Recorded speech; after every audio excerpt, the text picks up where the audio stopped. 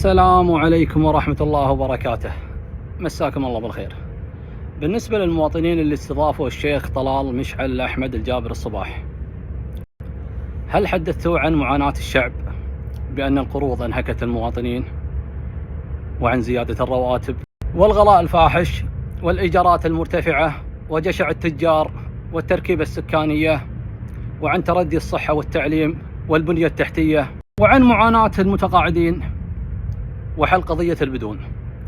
أم اختصرتوا الموضوع فقط للتصوير والتطبيل والقصائد؟ وليش ما استغليتوا هذه الفرصة كون أن الشيخ طلال مشعل أحمد ابن صاحب السمو أمير البلاد لينقل له مشاكل ومعاناة الشعب الكويتي؟ ويا ليت إذا في أحد يبي يستضيفه بالمستقبل أن يوصل له هذه الرسائل لكي تصل إلى والد الجميع أمير البلاد، ويأمر السلطة التنفيذية بأن تتعاون مع نواب مجلس الأمة لكي تحل هذه المشاكل بالتعاون بين السلطتين التنفيذية والتشريعية. وأرجو أن تصل هذه الرسالة بعيدا عن النفاق الاجتماعي والتطبيل اللي أوصلنا للأسف لهذا الوضع. السلام عليكم.